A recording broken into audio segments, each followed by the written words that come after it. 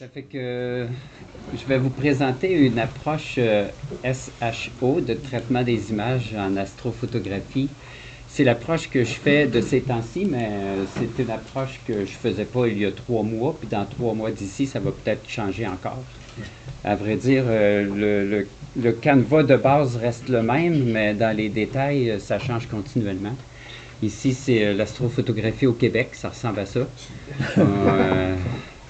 On a le temps d'avoir des poissons qui s'accumulent dans notre télescope avant qu'il fasse beau. On vit d'espoir. C'est juste pour expliquer très brièvement. Là, moi, j'ai commencé un peu comme ben du monde, là, avec mon télescope sur mes épaules, puis je m'en allais à la campagne. J'ai fait ça pendant 20 ans, l'astrophotographie argentique, longtemps, avec le guidage à l'œil. Ça fait que ça, tu commences le soir en t'installant avec une étoile guide en plein en haut. Ça fait 3 heures du matin, l'hiver à moins 20, ça fait 5 heures déjà. Couche à terre.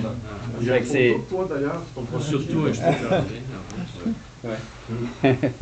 Ça fait que c'est. J'ai upgradé en 2016, ça c'est comme de 1994 à 2016, c'était un peu ça. En 2016, je me suis acheté un SkyShed Pod, mais je demeure en ville. Je demeurais en ville, à Victoriaville. Fait que c'est sûr que j'ai upgradé mon télescope pour un C14, mais en ville, maintenant, il se fait des super de belles images, même en Bortle 8. Mais j'avais un Bortle 6-7 à Victoriaville, puis je n'étais pas tellement emballé des images que j'obtenais. Ça fait que j'en ai vraiment pas fait beaucoup de 2016 à 2021-22. En 2021, j'ai pris ma retraite, je suis déménagé à la campagne, puis j'ai légèrement upgradé mon système. Je me suis.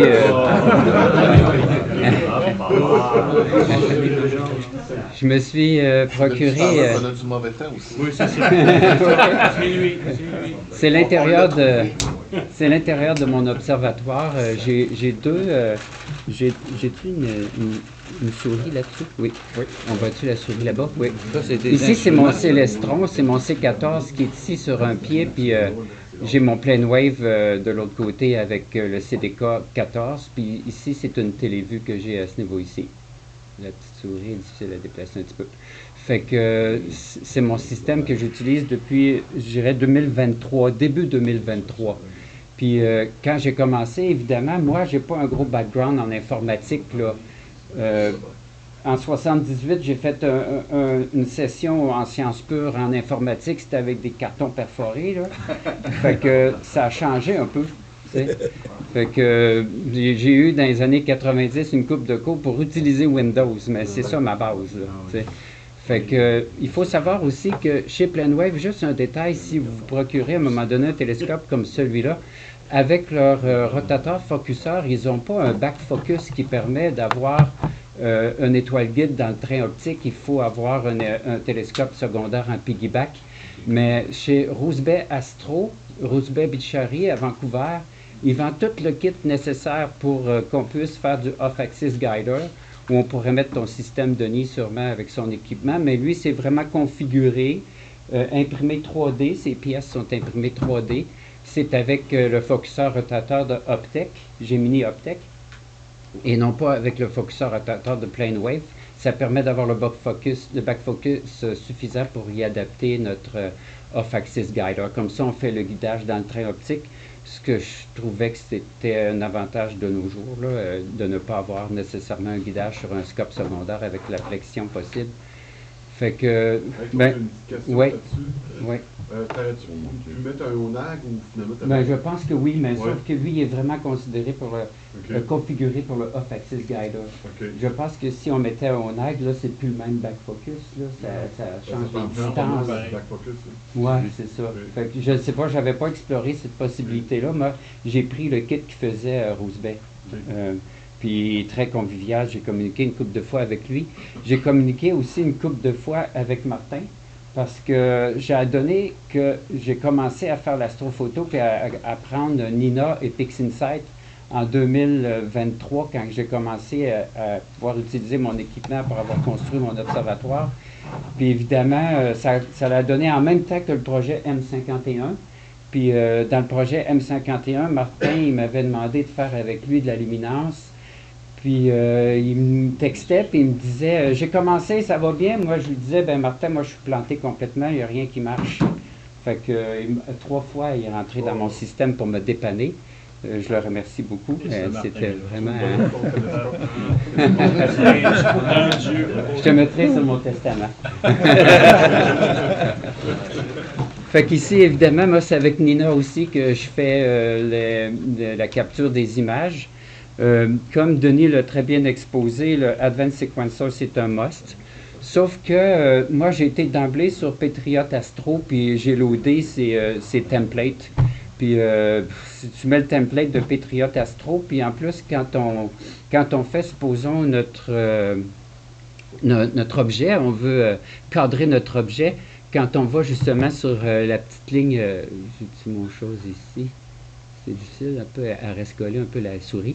On vient cliquer sur le petit triangle ici. Évidemment, ici ça ne marchera pas parce que je ne suis pas dedans. Mais si on vient cliquer sur le petit triangle, il apparaît juste à droite du petit triangle tous les templates de Patriot Astro. Fait que si tu as, supposons, LRGB, si tu as SHO, rotateur, focuseur, tout ça, tous les templates, ils sortent, puis tu as juste à rentrer tes valeurs que tu veux dans le template de Patriot Astro, puis tu pars ta séquence avec ça. Ça fait que la programmation est déjà toute faite. J'ai juste à rentrer, supposons pour mon H-alpha au 3S2, les nombres de secondes que je veux, puis le offset, le gain, puis le nombre de prises, puis le dither. Moi, je fais du dithering, mais je le mets à... Supposons que je fais 3 H-alpha, 3 O3, 3 S2, mais je vais faire un dither après ça. Puis de cette façon-là, ben, je dither aux trois images, puis ça fait très bien l'affaire quand tu as cumulé, mettons, 60 ou 40 images. Là. Fait que, on va continuer ici. C'est juste pour dire ça, avec quoi j'ai appris PixInsight. Le principal avec lequel j'ai appris PixInsight, c'est Adam Block Studios. Adam Block, il y a deux catégories de PixInsight. Il y a le fondamental, puis il y a le Horizon. C'est payant, évidemment, ça coûte quand même un bon montant, mais une fois que tu es abonné, tu es avec lui pour la vie. Ça fait que là, dans le fondamental, il doit y avoir 500 vidéos de l'ordre de 30 à 45 minutes. Ça fait que prévoyez-vous 4 à 6 mois pour passer à travers. Puis évidemment, moi, avec le background que j'ai en informatique, ben quand tu es rendu aux vidéos 80, tu parles de quelque chose que tu as vu un mois aux vidéos 15, il faut revenir en arrière puis le recommencer. Fait que c'était assez long. Puis la fonction Horizon, il va vraiment dans des détails, puis il donne beaucoup d'exemples de travail d'image, puis c'est vraiment excellent. Au Québec, on a Christian, Christian Pro, il fait des super de beaux petits vidéos, tutoriaux d'enseignement des différents processus, puis des scripts de PixInsight. Moi, je les ai tous regardés. Ces tutoriaux sont vraiment bien faits. Puis je vous dirais, il est moins placoteux que Adam Block. Adam Block, il compte sa vie en même temps. Puis, il en dit des affaires. J'ai souvent comme cogné des clous. Fait que c'est plus 35 minutes, 40 minutes, ça dure 1h15 parce que tu as dormi à moitié du temps. Ces vidéos souvent. Ah oui. Moi, c'est ça que je trouve tellement. Mais ils sont excellents. Ouais. Excellents, vraiment excellents. Des fois trop un peu. Master of PixInsight, c'est vraiment aussi excellent, mais moi, je l'ai moins pris parce que Adam Block a tout pris mon temps et mon énergie. Fait que, je n'avais en masse avec lui. Pour ce qui est de PixInsight, il faut avoir des ajouts. On peut mettre des ajouts, surtout pour des scripts. Les principaux, là, j'ai Russell Crowe avec ses Blur, Noise and Star Exterminator, c'est un must. Tout le monde les a, je pense, mais si vous ne les avez pas, ça vous les prend. Ensuite de ça, City Astro, Franklin Merrick, c'est comme un nouveau de la dernière année, mais il fait plein de scripts super intéressants. C'est sûr que quand tu n'as pas l'informatique puis la programmation informatique dans le corps, d'avoir des scripts qui te synthétisent le tout puis une coupe de curseurs, là, ça l'aide vraiment. Là. Fait que on n'a vraiment pas besoin d'être un crack en informatique pour faire de l'astrophoto. On a Bill Blanchon qui a aussi plusieurs process puis des scripts qu'il a produits qui sont excellents. Puis il y a l'autre, Jürgen Turpie. Ouais, lui, c'est dans les toolbox. Là. Ouais. C'est également beaucoup de scripts qu'on peut utiliser puis qui nous sauvent de l'énergie, du temps, puis qui nécessitent pas autant de travail que de prendre les process un par un puis les travailler. Excusez, hein, ça va vite mon affaire avec la petite patente, mais je vais m'habituer. En fait, le premier nom que tu avais dit après Russell Crowe, tu avais dit Mike ou... Franklin Merrick ou Bill Blunt. SETI Astro. SETI, c'est écrit en petit en haut ici. Ah, là. okay, ouais, okay, SETI Astro, c'est excellent. Puis lui, chacun de ses scripts qu'il met gratuitement sur Internet, il fait une petite vidéo pour dire comment il marche. Fait que c'est excellent. Bill Blanchard aussi, il fait des vidéos pour dire comment ça marche les affaires. Ici, ça, c'est la quintessence de la présentation d'aujourd'hui. Alors, c'est juste pour dire que dans le SHO, en fait, on va voir le souffle qui est à 672 nanomètres de longueur d'onde.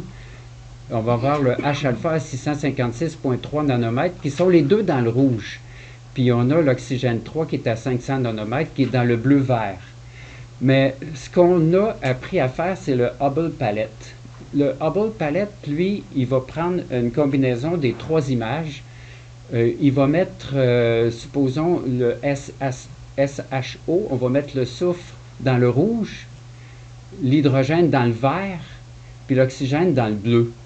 Le problématique qu'il y a de cette façon-là, c'est une façon qui est parfaite, on est capable de faire des belles images. Mais le problème, c'est qu'on est pris avec l'hydrogène alpha, qui est notre meilleur signal, puis il est dans le vert. Puis il faut le travailler, les couleurs, pour essayer de ramener ça à quelque chose qui ne soit pas trop du vert. Puis on dirait que le vert, c'est quelque chose que les gens n'aiment pas en astrophoto. Puis à ce moment-là, c'est sûr que la technique qu'on va parler aujourd'hui, c'est qu'au lieu de faire une image combinaison de SHO ou de HSO, on va carrément faire un HOO, combinaison HOO, en mettant l'hydrogène dans le rouge, l'oxygène dans le vert et dans le bleu. À ce moment-là, vous allez avoir le bleu-vert qui vient vraiment de l'oxygène, qui est vraiment dans sa longueur d'onde, puis le H-alpha dans le rouge. Ensuite, on va travailler séparément le S2. Le S2 va être travaillé individuellement et ajouté sur notre image de HOO. À ce moment-là, le S2, au lieu de le mettre complètement dans le rouge, parce que déjà on a le H-alpha dans le rouge, on peut le colorer à notre guise. Fait que c'est ça que je vais vous montrer comme approche. C'est une approche d'Adam Block. C'est lui qui a inventé cette façon de faire. Puis lui, ce qu'il dit dans ses vidéos, c'est après des décennies de travail sur PixInsight, j'ai trouvé que c'était la méthode la plus intéressante puis la plus facile à travailler pour mettre les images dans les bonnes couleurs. Là, c'est juste pour rectifier parce que dans le traitement, on part avec nos images brutes. Nos images brutes qui sont en fait en live, là. On les amène en premier dans Blink. Il existe, oui, des process pour aller analyser nos images puis éliminer les images moins bonnes. Mais dans Blink, ça fait un bon travail, puis on le fait visuellement. On prend individuellement les H-alpha, après ça les O3, après ça les S2. On peut faire la même chose en LRGB, là. Mais on les passe individuellement. Puis si on voit, ça c'est mes images brutes là, avec mon plane wave. Si on voit par contre que bon, les étoiles sont vraiment pas bonnes, il a passé un nuage, puis on n'avait pas tout le système pour bloquer l'acquisition pendant les nuages. Notre image n'est pas bonne, on l'enlève, c'est tout. Une fois qu'on a passé dans Blink, moi j'utilise le WBPP, là. C'est vraiment encore un script qui nous permet de faire plein de travail. Mais il faut faire le Cosmetic Correction pour les hot pixels, le mettre à part pour aller le chercher et l'amener dans WBPP après. Dans WBPP, ben là c'est juste l'ouverture, c'est un script qui est dans Batch Processing. À ce moment-là, on amène toutes nos images, on a nos bias, nos dark flats, je fais aussi des dark flats, les flats puis les lights, puis on les met toutes en fonction de la calibration. Ici, c'est un screenshot que j'ai fait, là, on ne le voit pas, mais moi je le fais ici, le crop. Pourquoi je le fais ici? Parce qu'il se fait tout seul, mais il garde son astrométrie. Fait que si on fait nos images, puis après ça, sur nos masters, on fait des crops séparément, on perd l'astrométrie, c'est facile à récupérer. Mais j'essaie que ce soit moins d'ouvrage, puis que ça ne dure pas 20 heures, je me contente. J'essaie de les faire en 15 heures, mes traitements d'image, au lieu de les faire en 20 heures. Fait que j'essaie de prendre des raccourcis. Oui. C'est sûr qu'on peut mettre énormément de temps sur une image. Je pense que sur la M51, les gars, vous avez dû mettre 40 heures. M51? Ouais. La collective, si on regarde du tout. 156 en tout, je pense. Non, pas l'acquisition, le traitement d'image. Seigneur, j'ai 56 versions. Ouais, c'est ça. 8 projets PixInsight. Donc, on va mettre au moins 1 heure par version. Ouais. Ça fait qu'ici, si on continue notre affaire, on a la calibration. La calibration, ben, je pense que les gens connaissent peut-être WBPP, puis c'est sûr que moi, je ne pourrais pas m'arrêter sur chaque processus où je vais les élaborer, les toucher grossièrement, parce que chacun des processus ou des scripts, on pourrait passer 1h30 dessus. Fait que, ici, on obtient donc nos 3 masters. Nos 3 masters linéaires qui sortent de WBPP, le H-alpha O3S2. Alors, il faut en premier lieu corriger le background, le gradient. Évidemment, comme vous le voyez, dans les gradients, correction du gradient, il y en a plusieurs. Là, j'en ai mis 5, le Grab Spurt. Gradient Correction, puis le Dynamic Multiscale Gradient Correction viennent de PixInsight. Sont quand même assez compliqués à saisir puis à utiliser, mais une fois qu'on le maîtrise, sont excellents. Il y a SETI Astro qui a fait le automatique, là, Auto DBE. Je l'utilise aussi, il est excellent. Puis même, il est excellent si on a des dark nebula. Tu sais, si on a des nébuleuses sombres. Dans les nébuleuses sombres, ici, ça c'est juste l'ouverture dans le script des SETI Astro. Ces scripts, ils vont tous se positionner tout seuls quand on les download dans la section SETI Astro. Puis dans le cas de AutoDBI, ce qui est le fun, c'est que vous avez la possibilité d'encadrer toutes les régions de Dark Nebula, puis ils ne seront pas calculés comme faisant partie du background. Parce que des fois, si on prend juste le DBI ordinaire, il faut mettre nos petites cases, là, puis les petits carrés, puis lui, il peut intégrer le background, il va mettre nos Dark Nebula à travers le background. Mais c'est un état qui est excellent. Puis le Multiscale Gradient Correction, ce qu'il faut savoir avec lui, c'est qu'il se compare à une banque de données. Puis la banque de données, elle n'est pas complète actuellement pour tout le ciel. C'est à peu près bon de Hercule jusqu'à Andromède.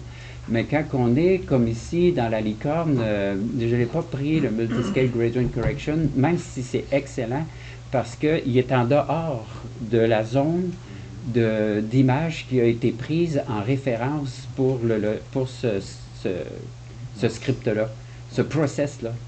Fait que ça, c'est juste pour montrer que tout ce qui est en blanc, c'est ce qui a été cartographié puis photographié en comparaison dans l'utilisation du Multiscale Gradient Correction. Fait que je pense qu'ici, j'avais pris le AutoDBI de Franklin Merrick, SETI Astro. Après qu'on a fait la correction du gradient, mais il y a le fameux Blur Exterminator. Dans le Blur Exterminator, on peut faire l'ajustement stellar et non-stellar. Après, je pense qu'ici, ça a été quand même exploré hier beaucoup avec M. Ménard. Là, on a fait une bonne utilisation, puis après ça, on va faire notre Star Exterminator. Parce que c'est à ce moment-ci que c'est l'idéal, c'est de retirer les étoiles pour travailler nos images sans étoiles. Parce que dans les images sans étoiles, ça nous permet vraiment de travailler intensément les zones claires, les zones sombres de notre image qu'on veut processer, puis on évite d'avoir des étoiles super saturées à un moment donné. Puis tout ça, on met les étoiles de côté. Ici, c'est après le Star Exterminator, j'avais mes étoiles H-alpha O3S2. Bon, ça peut être discutable, mais c'est vraiment pas nécessaire d'utiliser les étoiles RGB dans une image HSO ou SHO, peu importe, le narrowband. Les images, les étoiles qu'on a de ces longueurs d'onde-là sont généralement moins belles que les étoiles RGB. Mais SETI Astro nous a fait un super de script Narrowband to RGB Star Combination. Puis ça donne des étoiles super belles. Ça fait que ce que je fais, c'est que les étoiles, je les mets de côté, puis on va les reprendre plus tard tantôt. Ça a été un peu vite. Ici, après qu'on a nos 3 images H-alpha O3 S2, toujours en mode linéaire, c'est bien de faire le linear fit pour mettre au même niveau les luminosités des trois longueurs d'onde. Ça va comme mieux utiliser, ça va aller mieux ensuite pour utiliser la suite des événements, la combinaison qu'on va faire plus tard. Bon, on peut prendre le Noise Exterminator à cette étape-ci ou plus tard. Le Noise Exterminator, on peut le faire après la combinaison des images ensemble, mais souvent, moi, je l'utilise après, justement, le linear fit là, pour enlever un peu de bruit de fond. Puis, on est en mode linéaire. C'est sûr que Russell Crowe favorise qu'on utilise ces logiciels d'intelligence artificielle en mode linéaire, idéalement, surtout pour le Blur Exterminator. Mais le Noise Exterminator, il peut fonctionner aussi d'une façon ou d'une autre. Mais c'est plus utilisé quand on a notre histogramme qui n'a vraiment pas été compressé encore. Puis en passant, moi j'ai un ordinateur flambant neuf là, d'un an et demi. J'ai acheté de Dell, mais si vous voulez utiliser l'intelligence artificielle de ces logiciels à UI, Russell Crowe, essayez d'avoir une carte graphique NVIDIA. Parce que la carte graphique que j'ai, c'est de AMD Ryzen. Puis cette carte graphique-là n'utilise pas le GPU qu'a besoin Russell Crowe pour son intelligence artificielle. Je l'ai appris à mes dépens. J'avais une carte AMD Ryzen, je ne connaissais pas ça, moi, ces affaires-là. Puis quand j'ai voulu amener le GPU à être utilisé pour les Noise, les Stars, les Blur Exterminator, ça améliore rien. Je reste que ça me prend 20 minutes pour passer à travers ça et non pas le 35-45 secondes que le monde a avec les cartes NVIDIA. Puis parfois, la carte NVIDIA, il y a un individu qui fait des petits programmes qu'on peut jumeler avec la carte NVIDIA pour que justement on utilise le GPU de l'ordinateur et non pas le CPU de l'ordinateur pour traiter nos images. Puis il y a Kiev, il y a un Français, je ne sais pas trop, il vit au Japon, là, Kiev. Oui, il y a un beau petit vidéo qui dit comment utiliser ta carte NVIDIA pour pouvoir l'utiliser avec les Exterminators de Russell Crowe. C'est un petit vidéo, tu suis ça étape par étape, ça marche numéro 1, je l'ai toute faite, puis au bout de la ligne, ça me disait que j'avais pas la bonne carte. Quel emmerdement. Juste pour dire ici, alors là, c'est ça, la quintessence du travail, c'est qu'on va faire en premier une image HOO pour avoir notre hydrogène à sa place, dans sa longueur d'onde, 656 nanomètres, dans le rouge. Ici, c'est juste pour mettre ça beau. J'avais un hydrogène pour montrer le H-alpha qui se trouve entre les niveaux 3 et 2 de son niveau d'énergie. L'oxygène 3, c'est l'oxygène qui a perdu 2 électrons.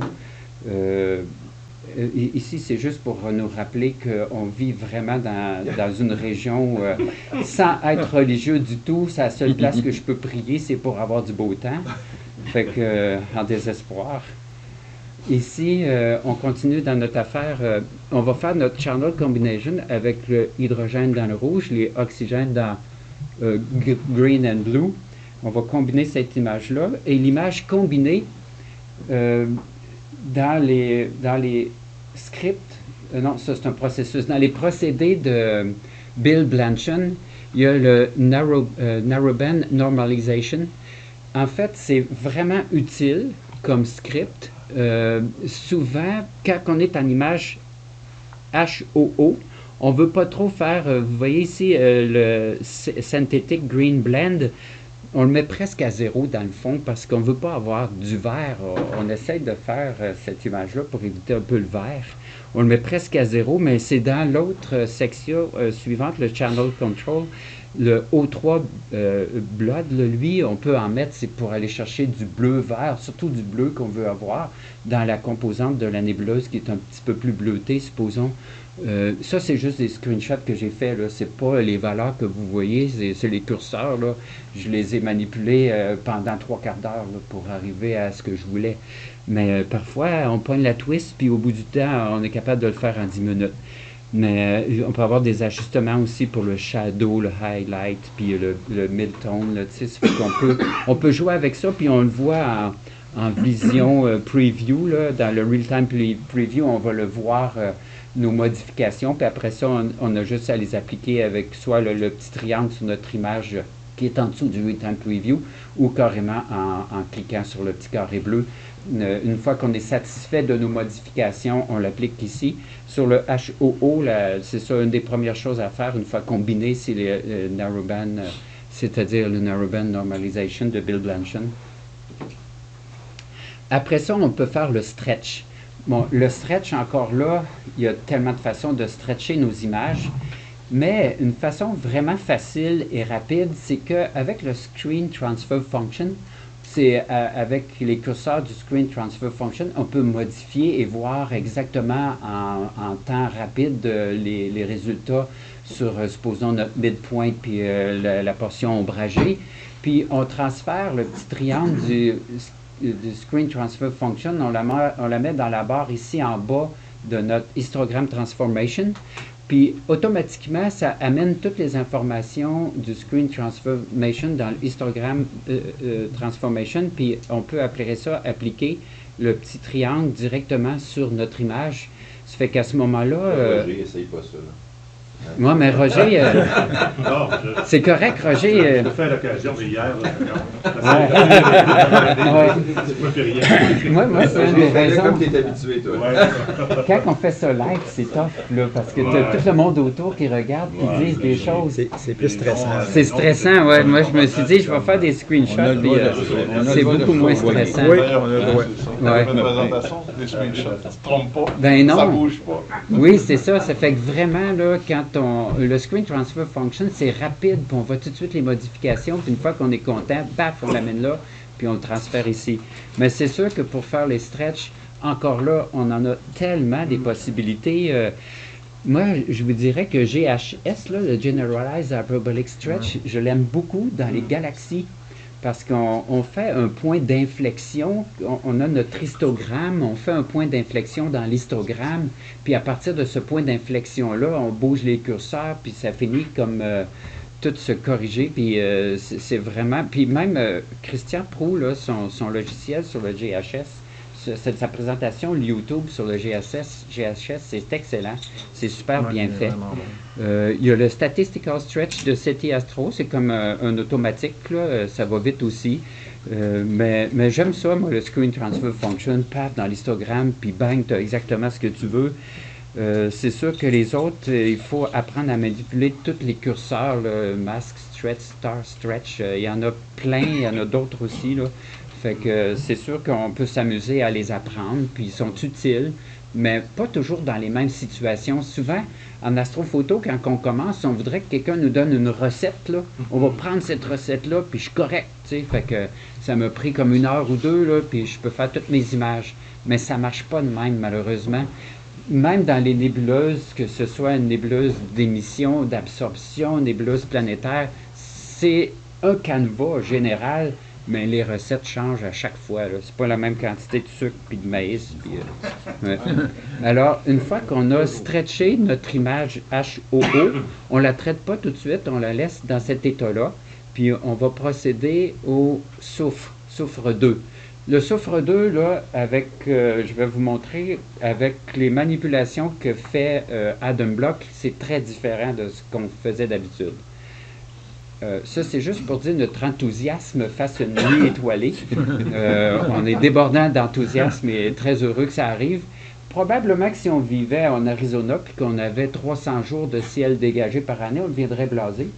Mais ici, vu qu'on a 2, 3 maximum par mois, on est super excité quand vient le temps de faire de l'astrophotographie. Ça fait que pour les gens qui vendent des instruments, là, je ne suis pas en train de dire faites pas de l'astrophotographie au Québec. c'est là qu'on est le plus heureux. Ouais. Alors là, on va entreprendre le S2. Le S2, là, la première chose, ben, on va faire notre noise exterminator avec les curseurs, travailler pour avoir éliminé le niveau de noise sans affecter notre image en général. Puis après ça, on va faire le stretch. Encore là, moi, j'aime utiliser le Screen Transfer Function, amener ça dans mon histogram transformation, puis après ça, faire le stretch directement de cette façon-là. Mais comme je vous dis, GHS, je l'aime beaucoup dans les galaxies. Alors ici, une fois qu'on a stretché notre image, c'est là qu'il y a des nouveaux scripts. Le script Utility, c'est des scripts qu'a participé Adam Block. C'est le ND, Narrowband Color Mapper. Le Narrowband Color Mapper t'amène ton image. Tu importes ton image S2 dans le script. Puis dans ce script-là, il y a plusieurs petites choses qu'on peut faire. On peut colorer la couleur qu'on veut notre image. C'est par la roulette ici, là, la roulette qu'on voit pour le U, là, on peut le rentrer en valeur numérique sur le cadran, mais on peut aussi jouer sur la saturation. Ordinairement, quand on fait HOO puis qu'on va combiner avec le soufre, il ne faut pas mettre la saturation trop élevée parce que si on sature au maximum, mettons, tes étoiles les plus saturées sont presque à 1. Si vous faites ça dans le HOO et que vous faites ça également dans le S2, quand vous allez combiner les deux ensemble, ça va être trop surbrillant. Ça fait que c'est comme si on dit, vous voulez apporter, quand vous trouvez que la saturation est super belle dans l'image isolée HOO ou S2, ben c'est là un petit peu. Amenez-la pas à ce que vous trouvez super beau. Ça fait que ici, dans le cas de la S2, on ne veut pas l'amener dans le vert, c'est sûr, ni dans le bleu, parce qu'on a notre O3 pour le vert et bleu, mais on veut l'amener souvent dans le jaune-orange. Puis à ce moment-là, on ne demeure pas trop éloigné de sa valeur initiale qui est dans les 672 nanomètres de longueur d'onde. Ça fait que pour éviter de se lancer complètement dans une image qui est du vert, soit avec l'hydrogène quand on le met en combinaison des trois ensemble, ou soit même, des fois, on peut faire HSO, mais le S va se retrouver dans le vert aussi. Alors, on n'aura pas aucune de nos trois images qui va être complètement out de sa longueur d'onde d'origine. Ça fait qu'ici, une fois qu'on a juste à cliquer sur le petit crochet en bas, puis notre image va être complétée. La saturation, encore là, ce que vous voyez, les chiffres, là, ça n'a pas rapport, là, c'est un screenshot, là, c'est en cours de travail, mais souvent, je l'amène un petit peu plus dans l'orangé, puis la saturation, pas plus que 70-80% pour avoir une image qui va être après ça facile à brancher avec l'autre. Ça fait qu'on obtient ici notre image HOO à gauche, puis à droite, on a l'image S2. On va l'appeler S2 Colorize. Elle a été colorée par notre beau petit script ici, le Color Mapper. Adam Block, il explique super bien Color Mapper. Je ne sais pas si Christian il l'a fait dans ses YouTube, je pense que non. Il aime ça quand on lui suggère des choses, Christian. Des fois, il me dit, je suis un peu à court d'idées, mais je pense que j'y avais envoyé. Tu nous feras une petite vidéo YouTube là-dessus. Il y a cette patience-là que moi j'ai pas. Oui, ça aussi, je pense qu'il est en train de switcher. Oui. Oui. Oui. Ça fait qu'ici, on se retrouve avec nos deux images. La S2 colorée, elle aurait pu être un petit peu plus orange dans mon affaire, là, mais j'avais déjà quand même un peu orangé à l'autre base, fait que j'avais mis un petit peu plus de teinte de rouge dedans. Mais de toute façon, on va pouvoir, une fois assemblé, recolorer ça à notre guise. Ici, c'est un autre beau script. Image Blend. Image Blend, moi, je trouve ça capotant, ce script-là. C'est incroyable. Vous mettez, supposons, votre blend... Oui? C'est de qui Mike Cranfield aussi. Ça vient avec les scripts dans le poster. Cosmic Photon. Ouais. C'est déjà Cosmic Photon. Faut que tu mettes l'URL de Cosmic. C'est ça que moi, je suis allé le chercher par Adam Blocks, là, parce que je suis abonné à Adam Block, puis lui, quand il fait ses vidéos, il donne des liens, puis tout ça. Mais c'est ça, c'est comme vous dites, là, c'est comment vous l'avez appelé déjà? Mike Cranfield. Mike Cranfield, ouais, c'est ça. Ouais, il travaille beaucoup avec Bill Banchin. Oui. C'est un programmeur, lui, c'est un programmeur, puis l'autre, c'est le penseur. Ouais, c'est ça. Comme Adam Block, un peu. Ouais. Ça fait qu'en arrière-plan, on met notre image de base, là, supposons on met la HOO, puis c'est la S2 qu'on va vouloir mettre par-dessus. Ça fait que vous avez un preview qui vous montre le résultat de tout ça en temps réel. Puis dans ce script-là, il y a tellement de choses. Là. Dans Image Blend, là, supposons l'image d'en dessous, vous pouvez ajuster ces paramètres, là, highlight, midtone et tout. Mais faut pas jouer trop fort parce que les changements sont vraiment impressionnants. Là. Si tu tasses le curseur trop fort, ça va soit que tu vas tout perdre de la luminosité ou tu vas être sursaturé. Là. Puis ensuite de ça, le blend image, on peut faire la même chose sur le blend image. On peut je cherche mes souris. Ouais. On peut également jouer sur les paramètres d'ajustement avec le blend image par-dessus. Puis il y a l'opacity un peu plus bas. C'est comme si l'opacity te permet de diminuer l'effet de ton image du dessus, l'image blendée.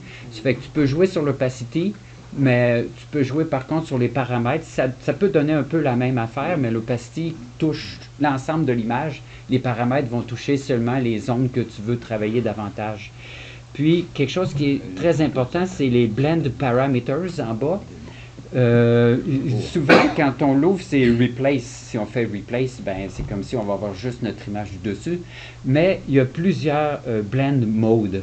Puis, dans ceux les plus fréquemment utilisés que moi j'aime prendre, il y a ceux-là ici. Le multiply, écoutez bien ça. On va faire un image blend avec l'image HOO en bas, puis par-dessus le S2.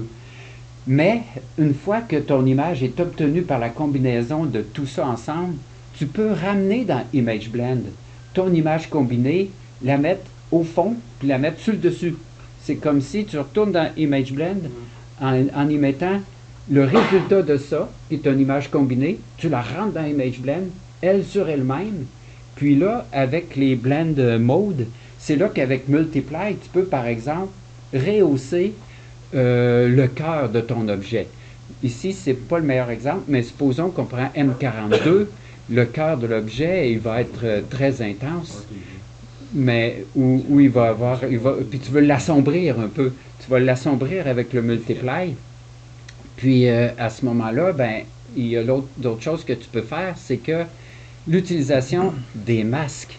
Parce que, en fait, si tu dis, je veux faire multiply de mon objet par-dessus mon objet, parce que je veux assombrir le cœur, mais toute la périphérie s'assombrit.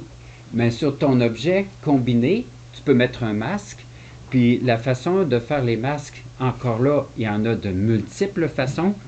Moi, ce que j'aime prendre pour faire les masques, soit que je vais faire extraire une luminance, le petit triangle, le petit carré ici en haut, là, extract luminance, là, soit que j'extrais une luminance, puis en faisant l'extraction de la luminance, tu vas avoir ton objet au complet, puis à ce moment-là, tu peux rehausser tout l'objet, puis éviter le background, parce que tu vas mettre un masque qui va laisser transparent ton objet, puis opaque au background. Ça fait que là, si tu dis, moi je veux rehausser mon image, mais je veux pas rehausser le background, puis qu'il devienne trop pâle, à ce moment-là, avec le masque de Extract Luminance, on va avoir le masque qu'il faut pour protéger juste notre objet ou rehausser notre objet, selon qu'on inverse le masque ou non. Le Game Script, je l'aime beaucoup aussi. C'est que lui, tu peux vraiment sélectionner, supposons, tu as une galaxie, tu as une petite galaxie à côté, tu en mets autant que tu en veux, là, tu vas additionner des losanges ou des cercles par-dessus, tu peux jouer avec les dimensions de cette chose-là. Puis si tu as 2-3 galaxies, supposons que tu as pris le Léo, là, les 3 dans le lion, à grand angle, tu dis je vais mettre un masque sur chacun de ceux-là. Puis ce masque-là, en l'utilisant, ben, tu vas te permettre, s'il est inversé, de travailler ton background, puis s'il est non inversé, de travailler tes galaxies. Puis les masques, évidemment, il faut les transformer eux aussi, parce que si on extrait une luminance, la luminance est tellement nette que tu ne veux pas avoir des découpages francs sur tes images. Ça fait que dans le découpage, là, c'est sûr que le Screen Transfer Function, ça va être pour mettre ton masque très foncé ou pâle. La convolution, le process de convolution, ça va être pour le blurry finalement. C'est le contraire de notre Blur Exterminator, là. On veut blurrer notre masque. Puis le masque, parfois, tu dis, moi, là, je veux pas avoir un masque qui va complètement laisser passer à 100% les travaux que je vais faire sur ma galaxie. Ou supposons que, ben, on reprend la phrase, supposons que tu dis, moi, ma galaxie, je veux l'illuminer un petit peu, mais moins que le pourtour. Fait que là, tu dis, je vais mettre un masque sur la galaxie, mais si tu laisses le masque opaque à 100%, tu vas rehausser ton background, puis la galaxie ne va pas avoir aucun rehaussement. Puis si tu ne mets pas de masque, mais tout est rehaussé, puis ta galaxie est surbrillante. Mais le masque, on peut l'inverser et diminuer aussi l'intensité du masque avec le Curve Transformation. Tu prends ton Curve Transformation, puis tu lèves ici à gauche là, le petit curseur, là, puis tu vas voir dans le Real-Time Preview, ton masque va devenir de plus en plus pâle. Fait qu'ici, tu dis, ah, moi, je veux amener mon masque à ce qu'il soit opaque juste à 70% parce que dans ma transformation que je veux appliquer à l'ensemble de mon image, je veux rehausser mon background, je veux rehausser ma galaxie, supposons ma nébuleuse, mais je ne veux pas rehausser la nébuleuse avec la même intensité que j'ai rehaussé le background. Ça fait qu'à ce moment-là, tu appliques Curve Transformation à ton masque pour le rendre moins opaque. Fait qu'à ce moment-là, tu appliques le masque sur ton image, puis tu reviens, supposons, dans ton Image Blend, puis à ce moment-là, quand tu vas faire tes travaux avec un masque appliqué, une portion que tu protèges, puis une portion que tu travailles plus intensément. Ça, Puis, cette affaire-là, d'ailleurs, ce module-là, oui. c'est Photoshop. C'est carrément Ah, quelqu'un oui, qui est habile oui. avec Photoshop, Oui. puis qui est capable de peut faire ça. C'est ceux qui connaissent Photoshop, les blending, tout ça. Moi, je ne suis pas familier beaucoup de ce mode-là. Je connais ça, mais pas l'autre. Photoshop et lasso pour les masques, c'est beaucoup plus puissant. Hein? Mais là-dedans, c'est bien. On n'avait pas ça avant. Ça travaille tellement bien, les masques ici. Fait que c'est ça, dans les modes, là, le screen qu'on fait souvent avec les étoiles, pour amener les étoiles. Le overlay, je l'utilise pas souvent, là, ouais, c'est ça, mais le soft light, c'est excellent, ça améliore le contraste de notre image. Puis le soft light, on l'utilise, on peut l'utiliser comme ici, je le mettais ici, le soft light, mais on pourrait prendre le overlay aussi ou le screen, mais soft light, c'est vraiment comme pour rehausser le contraste, mais de façon douce. Hein? Puis, quand on a fait notre image combinée, le HOO avec le S2, on le repasse dans le tordeur, comme on dit, mais là, on met notre image combinée aux deux places. Puis, quand on applique comme ça aussi le soft light, ça augmente le contraste encore de notre image. Fait que c'est vraiment un script extraordinaire, là. On peut l'utiliser à beaucoup de situations. Fait que ça, c'était pour la notion des masques. Oups. OK. Une fois qu'on a combiné notre image, là, on peut l'appeler une image RGB ou HSO ou SHO, parce qu'on a vraiment combiné notre image du souffle qu'on avait fait séparément à l'image HOO, en y mettant avec la couleur qui nous convenait. Mais parfois, il y a encore un petit peu de vert. On peut ajouter du SCNR. Puis pour améliorer la définition puis la netteté de l'image, c'est comme on a parlé hier, là, le Local Histogram Equalization. C'est vraiment une autre affaire assez fantastique, ce processus-là. En fait, comme on dit hier, comme on a dit, tu prends un radius, admettons, de 30 ou 24, mettons entre 24 et 50, 60, puis ça va te permettre de rehausser le contraste dans les petites structures. Puis si après ça, tu le mets à 160, tu le réappliques, puis là, ça va mettre un contraste dans les grandes structures. Mais moi, ce que j'avais lu, c'est que dans le contrast limit, c'est parfait, le 1.52, puis dans le amount, là, c'est vrai que si on mettait ça à 100%, là, on va avoir une image en plastique, là, tu sais, ça va faire dur, là. Surtout quand on fait deux applications, une avec un radius plus petit, puis un autre avec le rayon plus grand. Ça fait qu'à ce moment-là, on fait une application de 10, 15, 20%, même je dirais quasiment maximum 30%. Parce que des fois, on voudrait que ce soit tellement clair que si on pousse trop, ça devient plastifié. Là, ça vient comme une peinture. Oui, comme de la peinture. Ça fait que on fait pas de la peinture. Oui. Le Local Histogram Equalization, c'est encore là un processus excellent là, pour justement pour mettre de la netteté dans notre image. Une fois que ça c'est fait, on peut travailler de nouveau les couleurs.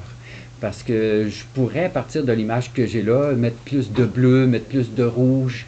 Je l'ai mis orange pas mal, là, mais on aurait pu mettre la couleur qu'on veut dans notre traitement du S2. Mais ici, on peut encore travailler les couleurs, la saturation des couleurs. Puis dans Toolbox, on a encore là le Selective Color Correction. Ça, c'est excellent. Moi, j'ai deux façons de corriger les couleurs quand j'arrive à la fin avec mes images. Dans le Selective Color Correction, ça, c'est comme s'il applique un masque d'emblée. Si vous regardez en haut, ici, vous allez voir, supposons, je mets un masque dans le rouge. Fait que là, mon masque, il va s'appliquer automatiquement dans mon preview, puis les corrections que je vais faire en bas, c'est juste dans le rouge. On peut exporter un masque aussi, mais on peut aussi le voir, le masque. Supposons que je cliquerais sur Show Masque, je verrais mon masque. Là, je dirais, ah, j'ai été dans le bleu, j'ai pas gros de bleu, mais c'est ça que ça va modifier. Puis une fois qu'on a appliqué notre masque, les manipulations qu'on va faire en bas, Complementary Color, puis RGB Color, les manipulations qu'on va faire dans le bas vont s'additionner seulement à travers le masque. Fait que des fois, tu dis, ah, je vais enlever du cyan, je vais mettre un petit peu plus de magenta, puis on le voit au fur et à mesure ce que ça donne. Puis on voit si on aime ça ou si on n'aime pas ça. On sait qu'au final, une astrophotographie, c'est esthétique, puis c'est très individuel. Il y a des gens qui ont des préférences par rapport à d'autres, puis c'est bien correct. Puis en bas ici, dans la dernière section du bas, on peut jouer sur notre luminance, la saturation, le contraste. Fait que tous ces curseurs-là, c'est encore là, comme on dit, friendly user. Puis il n'y a pas de gros calculs mathématiques en arrière. L'ordinateur calcule pour nous autres. Puis après ça, tu fais Apply, puis une fois que tu as appliqué, tu as fait toutes tes modifications de couleurs. Il y a une autre façon que j'aime modifier les couleurs. On peut utiliser ce script-là dans Toolbox, mais il y a aussi le Color Mask Mode. C'est aussi dans les scripts. AdamBlock fait partie de cette gestion de script-là. Celui-là, le Color Mask Mode, va te donner un masque. Un masque que tu vas pouvoir appliquer par la suite sur ton image. Puis avec le Curve Saturation, tu peux aller jouer après ça sur tes saturations de couleurs. Excusez, de couleurs avec ton masque. Le masque ici, comme vous voyez, il y a comme encore un cadran. Puis dans le cadran, vous pouvez sélectionner une bande de couleurs. Comme ici, c'est dans le bleu. Mon masque, il serait dans le bleu. Puis à ce moment-là, on peut déplacer ces petites barres-là, aller dans le rouge, dans le vert, dans le jaune. Puis on peut jouer sur la luminance de notre masque. On peut ensuite de ça faire la puissance du masque. On peut comme par transparence dire, moi je veux un masque plus opaque, plus transparent. On a des itérations pour le blurry, pour le rendre plus flou. Ça fait que lui, il te génère un masque là, en fonction de la couleur que tu veux. Puis tout prêt à être utilisé. Admettons, ça en est un masque dans le rouge que j'avais généré avec justement ce script-là de Color Mask Mode. Puis c'est tout dans les scripts. Puis ce masque-là, on l'applique en le mettant sur la barre latérale ici. Puis dans Curve Transformation, on peut jouer sur la saturation, le petit S, la saturation. Puis là, tu augmentes ta courbe pour faire une petite balloune comme ça.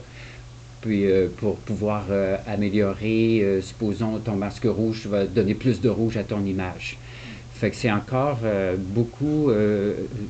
assez facile d'utilisation. C'est sûr qu'il faut y mettre beaucoup de temps pour étudier tout ça, mais une fois qu'on a bien saisi l'affaire, ça s'utilise super bien.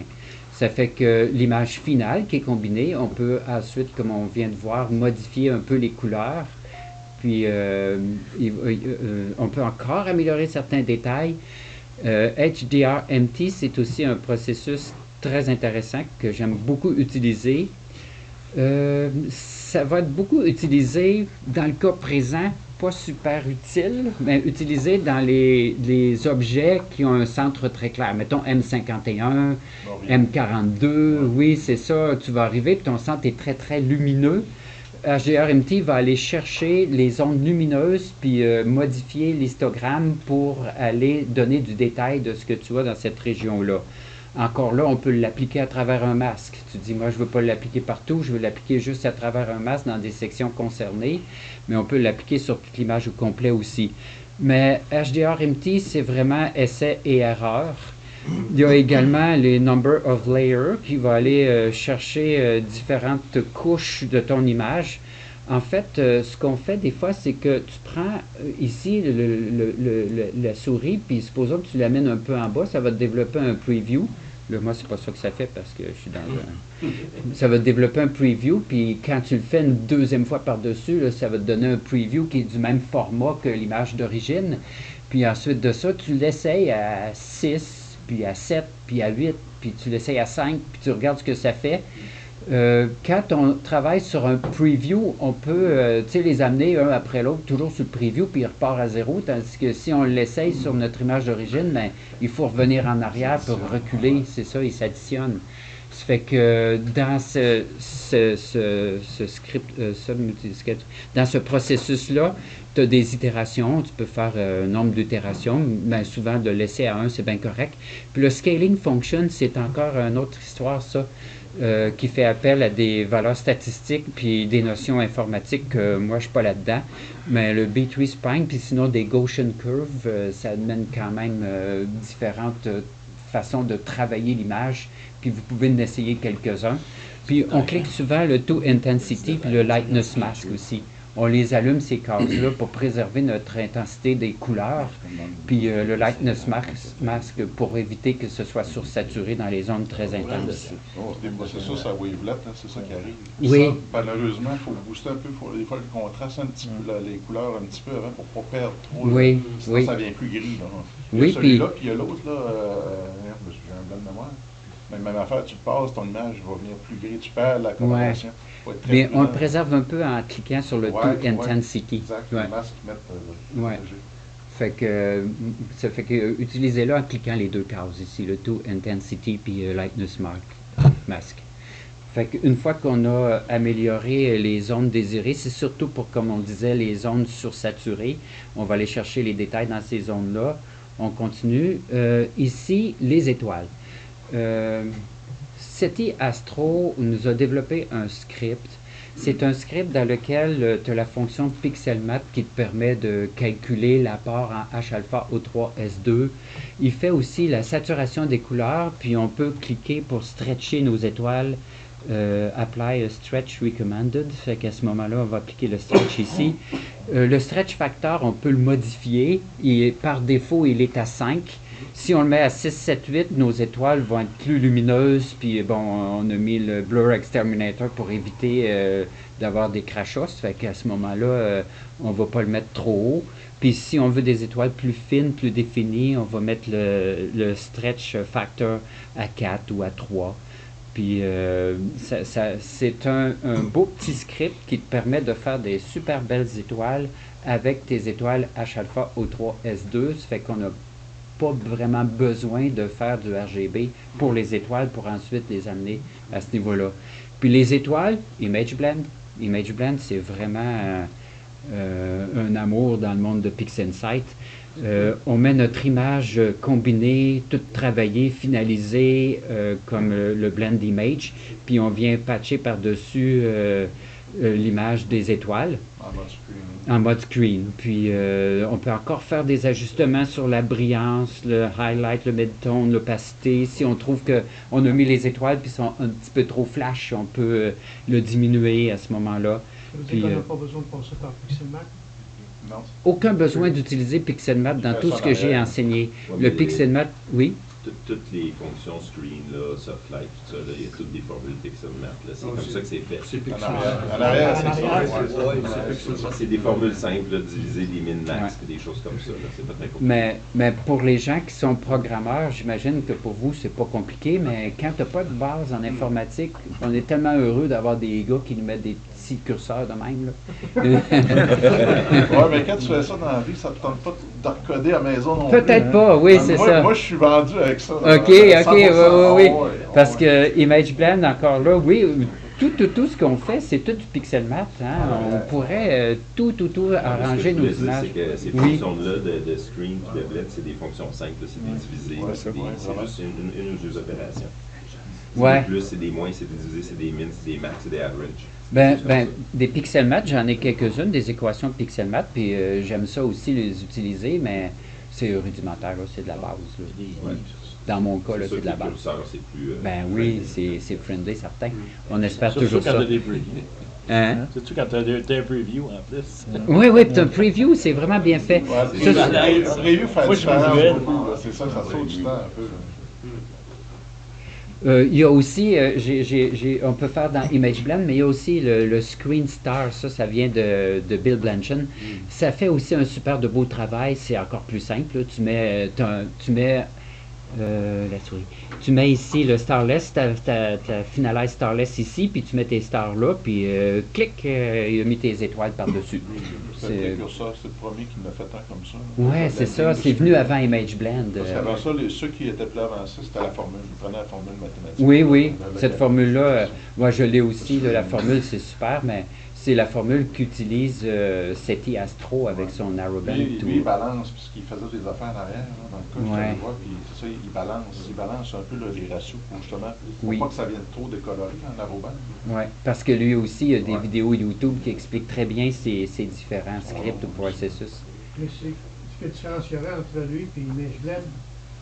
Image Blend, tu as plus de contrôle sur ce que tu veux. Celui-là est encore plus passe-droite, moins de casse-tête. Ouais. Mais ça, c'est juste que moi, pour annoter mon image, là, à la fin, je fais la notation pour mettre mon nom en bas, là, pas trop foncé. Là. Je le fais dans PixInsight, mais plusieurs le font ailleurs, là, dans Photoshop et tout. Mais dans PixInsight, on a aussi un script qui nous permet d'aller... c'est la signature, je pense. Oui, c'est ça. C'est Draw Annotation. Ouais. Oui, puis là, maintenant, il y a le nouveau qui est Signature. Ouais. Ça fait qu'en gros, bon, il y a le Blink pour la sélection de nos images, le Cosmetic Correction pour les hautes pixels qu'on doit mettre de côté pour pouvoir aller chercher, l'appliquer dans WBPP, qui fait la calibration de nos images, là, avec les bias, dark, flat, les flats, pondération, alignement, intégration, astéométrie. Avec les 3 masters, on fait le Gradient Correction, Blur, Star, Exterminator, le Linear Fit, le Noise Exterminator. Après ça, on combine le HOO en premier pour vraiment mettre nos longueurs d'onde à la bonne place. Narrowband Normalization, l'étirement, faire le stretch. Après ça, on travaille notre S2, Color Mapper pour lui mettre la couleur qu'on veut lui attribuer. Image Blend pour combiner notre HOO avec le S2 qu'on a coloré. SCNR s'il y a encore trop de vert. Local Histogram Equalization pour amener des détails dans notre image, une netteté. Selective Color Correction ou le Color Mask Script avec Curve Transformation, c'est pour mettre vraiment, travailler nos couleurs de nouveau. Là, on est un peu obsessionnel sur les couleurs. HDR-MT pour aller chercher des détails dans nos images surexposées. Mais c'est sûr que HDR-MT pourrait être fait ici, là. Il pourrait être fait là aussi. Là. Dans le même coin. Oui, c'est ça. On peut le faire de même, mais on peut le changer aussi. Maintenant, les étoiles, ça donne un très très bon résultat sur SETI Astro, Narrowband ou RGB Star Combination. Puis combiner les étoiles avec pour finalement, c'est soit qu'on utilise Image Blend ou le Screen Star, puis Draw Annotation. C'est à peu près ça que je voulais présenter sur une approche différente dans le traitement des images narrowband. Puis à la fin, on a là de ça.